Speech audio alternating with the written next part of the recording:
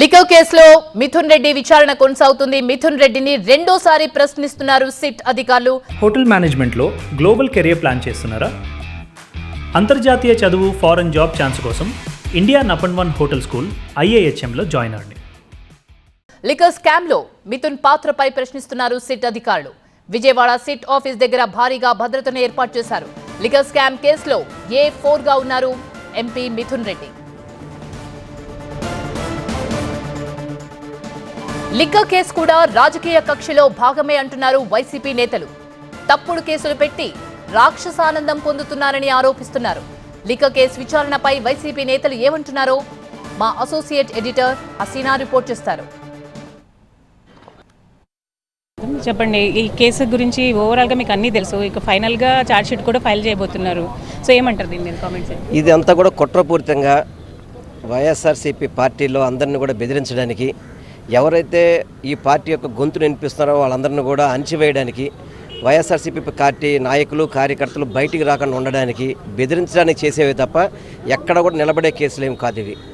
ఎందుకంటే ఎవరితోనో బలవంతంగా చెప్పించి సంతకాలు పెట్టించుకొని వాళ్ళని పిలవడం, వాళ్ళని విచారణ ద్వారా ఏదో దొంగ కేసులు పెట్టడం, ఇవన్నీ కూడా రెడ్ బుక్ రాజ్యాంగాల్లో ఏదైతే లోకేష్ డైరెక్షన్లో జరుగుతున్నాయి తప్ప దీంట్లో ఏ ఒక్క చోట కూడా పసలేని పరిస్థితి.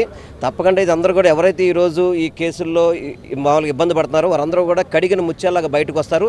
తప్పకుండా ఈ రాష్ట్ర ప్రభుత్వం ఈ చేసిన తప్పులన్నీ కూడా తప్పకుండా బయటపడే రోజులు ఉంటాయి. వీటికి మూల్యం చెల్లించుకోక తప్పదని కూడా నేను అందరూ తెలియదు. ఈ పార్టీ నుంచి వెళ్ళిన సాయిరెడ్డి గారు పూర్తి స్థాయిలో ఈ కేసుకు సంబంధించి ఇన్ఫర్మేషన్ ఇచ్చారని చెప్పి కూడా ఇది ఆయన ఇవ్వాల్సిన అవసరం ఏముంది? రాష్ట్ర ప్రభుత్వమే ఒక కథ, ఒక సినిమా ఆంధ్రప్రదేశ్ ప్రజలకి మద్యం కుంభకోణం అని చెప్పి వైఎస్ఆర్ కాంగ్రెస్ పార్టీ మీద ఒక నెపం నెట్టుతూ ఒక అబద్ధ ప్రచారాన్ని తీసుకొచ్చి ప్రజలందరికీ కూడా ఫేస్ వైజ్గా చూపిస్తూ ఉంది. జగన్మోహన్ రెడ్డి గారి పార్టీలో 5 సంవత్సరాలు ప్రభుత్వంలో పనిచేసినటువంటి పార్లమెంట్ సభ్యులు కానీ, ఎమ్మెల్యేలు కానీ, లేకపోతే సీనియర్ IAS ఆఫీసర్లు కానీ, IPS ఆఫీసర్లు కానీ వీళ్ళందరినీ కూడా ఈ కేసులో పెట్టి ఆ ప్రభుత్వంలో కీలకంగా వ్యవహరించారు కాబట్టి, జగన్మోహన్ రెడ్డి గారికి సన్నిహితంగా పనిచేశారు కాబట్టి వీళ్ళందరినీ కూడా కేసులో ఇన్వాల్వ్ చేయాలని 3,000 కోట్ల రూపాయల కుంభకోణం అంటున్నారు.